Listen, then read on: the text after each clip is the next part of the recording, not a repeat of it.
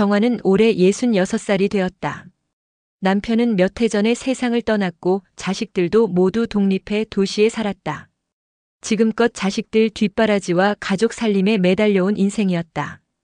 그런데 사위나 며느리가 주말에나 한 번씩 전화해주면 다행인 정도였고 점점 나는 여기서 앞으로 뭘 하며 살지? 하는 고민이 깊어졌다. 그런 정화가 어느 날 우연히 기차를 타고 작은 시골 마을에 내려 관광을 했다가 놀라운 풍경을 접했다.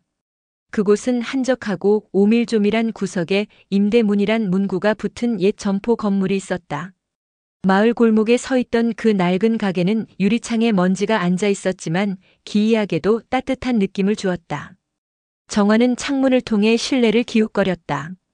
작은 주방 시설 흔적과 허름한 테이블 몇 개가 눈에 들어왔다. 바로 그 순간 마음 한구석에서 오래된 꿈이 스르르 깨어났다. 내 가게 조그만 찻집을 열어보고 싶었지. 가족을 위해 희생하며 살다 보니 그런 바람은 잊힌 지 오래였다. 그러나 남은 인생, 이제라도 뭔가 내 힘으로 할 수 있지 않을까 하는 생각이 스쳤다. 며칠 뒤 정화는 다시 그 마을을 찾아와 건물주를 만났다. 건물주는 낡은 점포라 임대료 높지 않아요. 대신 수리가 좀 필요합니다라며 반가워했다. 정화는 모은 퇴직연금과 약간의 저축을 확인했고 한번 해보자. 안 되면 어때? 내가 살아갈 재미가 좀 있어야지라고 결심했다. 이사한 지 한 달 만에 정화는 낡은 점포를 고치고 봄날 카페라는 이름을 내걸었다. 재개장이라고 하기엔 간판도 새로 달았고 스스로 인테리어를 간소하게 꾸몄다. 벽 한쪽에는 꽃 그림들을 걸어 소담한 분위기를 냈고 주방엔 소형 커피 머신, 허브티 재료, 간단한 빵을 준비해 두었다. 그런데 막상 문을 열자 첫날부터 손님이 전혀 없었다. 지나는 사람도 적고 대부분 마을 주민들은 낯선 카페가 생겼네 하고 힐끗 볼 뿐 들어오지 않았다. 어쩌다 마을 어르신들이 고개만 들이밀곤 커피나 차가 비쌀까 바라며 갸우뚱하고 돌아갔다. 정화는 여유롭게 차를 끓여놓고 기다렸지만 하루에 한두 명 들어올까 말까. 생각보다 더 적막했다. 이대로라면 적자만 쌓일 텐데 괜한 짓을 했나. 밤에 혼자 가게 청소를 하며 정화는 잠시 후회가 엄습했다. 그러던 어느 날 오후 문이 삐걱 열리며 어린이 몇 명이 어정쩡하게 들어왔다. 초등학교 고학년쯤 되어 보이는 남매와 그 친구 한 명이었다.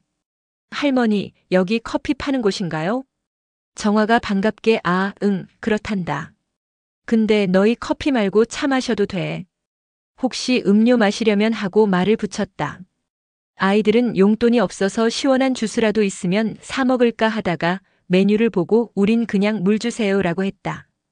정화는 미소를 지으며 물은 공짜니까 편히 앉아 있어라고 했다. 아이들은 망설이더니 곧 테이블에 앉았다. 한 아이가 수줍게 말했다. 사실 우리 집은 형제가 많아서 시끄럽거든요. 여기 한가해서 숙제할 곳 찾다 왔어요. 정화는 깜짝 놀라면서도 기분이 묘하게 좋았다. 그래, 괜찮아. 여기서 해도 돼. 난 손님 없어 심심했는데. 그날 이후 아이들이 학교가 끝나면 종종 카페에서 숙제나 공부하겠다며 찾아왔다. 정화는 그들을 위한 작은 간식 쿠키나 떡을 가끔 내놓았다. 아이들은 너무 좋아하며 할머니, 여기서 영어 단어 외워도 돼요? 라고 물었다. 정화는 그럼 얼마든지라고 허락했다. 소문이 퍼졌는지 다른 아이들도 호기심에 하나둘 오기 시작했다. 어느새 오후가 되면 카페 한쪽이 즉석 청소년 공부방처럼 변해갔다. 정화는 분주하게 물과 쿠키를 챙기면서도 이거 혹시 괜찮은 건가라고 생각했다. 어른 손님은 늘 없었지만 어쩐지 아이들과 지내는 시간이 즐거웠다. 카페가 아이들 아지트가 되자 어른들 반응은 제각각이었다. 어떤 노인들은 거기 시끄럽다며 커피값도 받기 힘들겠네 하고 비웃었고 동네 상인들은 저 카페가 뭐가 되는 건지 모르겠다며 의구심을 가졌다. 특히 동네 이장 아저씨가 찾아와 말했다. 정화 씨, 이건 좀 그렇지 않소? 아이들이 와서 공부하긴 좋은데 제대로 된 공부방도 아니고 지나치게 떠들어서 민원이 들어와요. 그냥 조용히 차 마시러 오려던 사람들은 들어가지 못하잖소. 정화는 착잡했다. 아이들이 크게 떠들진 않았지만 간혹 웃고 떠들면 시끄러운 순간이 있긴 했다. 제가 주의시키고 있어요. 시끄러우면 언제든 안 된다고 말하려는데 아이들이 그래도 즐겁게 지내는 곳이 필요하잖아요. 이장님은 어떻게 생각하세요? 이장은 고개를 저으며 그야 잘 됐다 싶은 분도 있겠지만 불만도 생기니 조심하셔야 할 겁니다라고만 했다. 정화는 네 알겠습니다라고 답했지만 마음 한구석이 무거워졌다. 어쩌면 아이들을 쫓아내야 하나? 생각도 들었다. 그러나 아이들이 할머니, 우리 여기서 생일 파티해도 돼요? 라고 천진난만하게 물을 때면 차마 거절하기 어려웠다. 초여름이 되자 또 다른 문제가 터졌다. 건물주가 가게를 찾아와 정화 씨 카페 장사는 잘 되나요? 하도 손님이 별로 없어 보여서 임대료 낼 수 있나 걱정입니다. 혹시 다음 달부턴 월세 조금 더 올려야 할지도 모르겠네요. 라고 말했다. 정화는 당황했다. 지금도 적자 상태인데 임대료를 올린다고 하니 버티기 더 어렵지 않은가. 사실 그녀는 아이들한테서 수익을 거의 못 내고 있었다. 과자를 파는 것도 아니고 음료도 거의 공짜 수준이라. 간혹 성인 손님이 들어와 차 한 잔 마실 때 수익이 생기지만 아주 적은 금액이었다. 건물주가 어차피 장사 안 되면 집기만 놓고 있어봤자 의미 없지 않아요? 차라리 내가 다른 테넌트 점포를 알아볼 수도 있는데 라고 말하자 정화는 부들부들 몸이 떨렸다. 여기서 쫓겨나는 건가? 좀만 더 기다려주세요. 제가 노력해보겠습니다. 건물주는 대수롭지 않은 표정으로 돌아갔다. 정화는 그날 밤 가게 의자에 앉아 턱을 괴고 한숨만 쉬었다. 난 이 마을에서 작은 행복을 꿈꿨는데 현실적으로 임대료도 못 감당하면 어떻게 하지? 아이들이 오긴 하지만 수익은커녕 비용만 들어. 그렇다고 애들한테 돈 받기도 이 시골에서 용돈 받아봤자 뻔할 텐데. 정화는 고심이 깊어졌다. 다음 날 오후 카페에 찾아온 아이들은 정화의 우울한 기색을 눈치챘다. 한 소년이 할머니, 왜 안 좋아 보여요? 라고 묻자 정화는 아무것도 아니야 라며 웃으려 했다. 하지만 한 아이가 우리가 카페를 위해 뭔가 해드리면 안 돼요? 라고 제안했다. 이 말을 들은 정화는 조금 웃었다. 너희가 뭐 해줄 수 있겠니? 난 괜찮아. 그냥 좀 힘들어서 그래. 그 아이들이 머리를 맞대고 우리 친구들끼리 포스터라도 만들어서 SNS에 올려볼래요? 관광객도 오는 마을이라던데 카페를 홍보해보자. 며 들떴다. 정화는 큰 도움이 될까 반신반의했지만 아이들이 그렇게 의욕을 내니 고맙기만 했다. 며칠 뒤 의외의 손님 몇 명이 들었다. 아이들 SNS 보고 왔어요. 여기가 아이들이 공부하고 노는 카페라던데 분위기 궁금해서 한번 와봤어요. 정화는 반갑게 응대했다.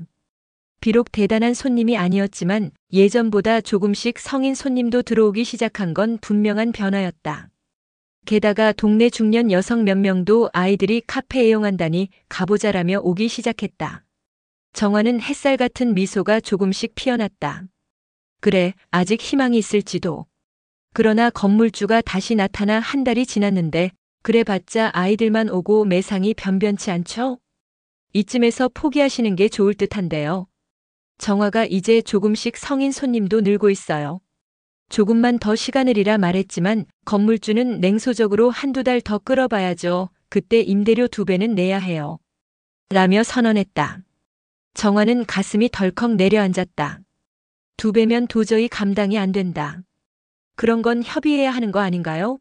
라고 따져봤지만 건물주는 계약서상 추가 인상 가능 항목이 있다며 꼬투리를 잡았다. 그뿐 아니라 동네 어르신 반대파 몇몇이 저 카페가 아이들 모아놓고 밤까지 떠들게 해서 시끄럽다. 동네가 조용해야지 왜 저런 시설을 만들어서라며 이장에게 민원을 넣었다. 정화는 분명 아이들을 밤 7시 전까지 돌려보내고 있지만 근거 없이 시끄럽다고 비난하는 이들도 있었다. 마을에서 곱지 않은 시선이 이어지니 정화는 정말로 폐업해야 하나 고민이 커졌다. 그날 밤 카페 테이블에 앉아 서류를 정리하며 무거운 한숨을 내쉬었다. 내 꿈이 허망하게 무너지려나 그래도 아이들은 어디서 공부할까. 정화가 힘들어하자 친해진 몇몇 중년 이웃이 카페에 모였다. 아이들, 중년 엄마들, 심지어 한두 명 노인분도 이곳 카페가 없어지는 건 아쉬운 데라며 성토했다. 마을 안에서도 은근히 아이들이 모일 데가 없다는 고민이 많았기 때문이었다. 결국 의기투합해 봄날 카페 살리기 프로젝트를 시작했다. 아이들이 제작한 홍보 포스터를 마을 곳곳에 붙이고 SNS나 지역 밴드에 올림. 동네 엄마들이 협력해 주말 어린이 체험 행사를 하기로 함주스 만들기, 쿠키 굽기 등. 중년층은 카페에서 작은 바자회나 플리마켓을 열어 동네 특산품을 팔자고 제안. 또 어르신 한 분이 오래된 기타를 들고 와 토요일엔 내가 통기타 노래교실을 해볼까? 차 한 잔 마시러 오세요. 라고 주민에게 홍보. 정화는 감동했다. 내가 이렇게 많은 사람에게 응원을 받다니. 그녀는 한편으로 정말 이 계획이 성공할까? 우려도 있었다. 그러나 안 되면 어때요? 일단 해봐요. 라는 주민들의 힘찬 목소리에 용기를 얻었다. 플리마켓과 작은 공연이 열릴 토요일이 다가왔다. 카페 앞 골목에 작은 부스들을 설치하고 아이들은 쿠키나 손수 만든 액세서리를 팔았다. 동네 어르신들도 농산물을 들고 나와 직접 재배한 채소 싸게 드립니다. 하고 외치니 분위기가 한껏 들떴다. 마치 작은 마을 축제가 된 셈이었다. 그때 건물주가 나타났다. 차가운 눈빛으로 주변을 살피며 허락도 없이 이런 행사하는 건 뭐예요? 카페 앞도로를 점거하면 안 되는 거 아냐? 라며 시비를 걸었다. 아이들이 눈치챘지만 곧 여러 주민들이 나서서 마을에서 구청에 신고해 임시행사 허가받았습니다. 문제 없어요. 라고 막아섰다. 건물주는 당황했지만 그래봤자 임대료 2배 요구는 변함없소. 라고 으름장을 뒀다. 바로 그 순간 몇몇 관광객이 걸어오더니 오, 여기 이벤트 하는 건가요? 카페가 예쁘네요. 하며 호기심을 보였다. 그들은 카페 안에서 음료와 간단한 식사를 주문하며 즐거워했다. 귀여운 아이들이 파는 쿠키도 사볼까? 매출이 조금씩 오르고 북적한 현장이 되자 건물주가 괜히 더 불편해하는 기색을 보였다. 마을 사람들이 한마음으로 이 카페가 우리 동네 아이들과 어르신에게 얼마나 필요한지 아시겠죠? 라며 건물주에게 의사를 압박했다. 그 사이 이장도 나타나 얘기를 해봤는데 건물주님이 너무 임대료를 갑작스레 올리는 건 부당하다고 봅니다. 이 마을이 살려면 상생해야죠. 라고 거들었다. 건물주는 흥 하고 돌아섰다. 하지만 속으론 계산이 복잡해졌다. 이 카페가 어느 정도 지역 명소가 되어 돈을 벌면 나도 손해는 아니지 않나 하는 생각이 들어서였다. 행사가 성공적으로 끝나고 마을 사람들이 모여 카페 안에서 뒷정리를 했다. 아이들은 수익금 일부를 모아 할머니, 이건 카페 돕는 비용이에요 라고 내밀었다. 정화는 눈시울이 뜨거워져 너희들이 이런 것까진 괜찮아. 마음만 고맙단다 하고 거절했지만 아이들은 아니에요. 우리 이곳에서 공짜로 공부하고 놀았으니까. 라며 굳이 건넸다. 그 모습에 주변 어른들도 뭉클해했다. 며칠 후 건물주가 다시 찾아왔다. 이번엔 얼굴이 덜 차가웠다. 내가 생각 좀 해봤는데 월세 인상을 당장 2배로 하지 않고 장사가 잘 되면 조금씩만 올리도록 합시다. 대신 장사를 꾸준히 해보세요. 정화는 놀라며 고개를 숙였다. 정말 감사합니다. 어쩌면 주민들의 적극적 반응을 보고 건물주도 어느 정도 이익을 노린 것인지 모른다. 어찌됐든 당장 내쫓기거나 임대료 폭등은 면한 셈이었다. 카페를 찾아오는 성인 손님도 점차 늘었다. 아이들과 어르신 그리고 마을을 지나가는 관광객도 종종 들러서 차를 마시며 쉬어갔다. 정화의 삶은 이전과 전혀 달라져 있었다. 창밖에 봄 햇살이 따사롭게 들이치는 테이블에서 아이들이 웃고 할머니들이 장난스레 서로 타박하며 도란도란 떠들었다. 그 시점에서 정화는 속으로 생각했다. 이게 내가 원하던 것 사람들로 북적이고 서로를 위로하는 장소. 꽃이 활짝 피어난 봄날처럼 내 인생도 다시 피어오르네.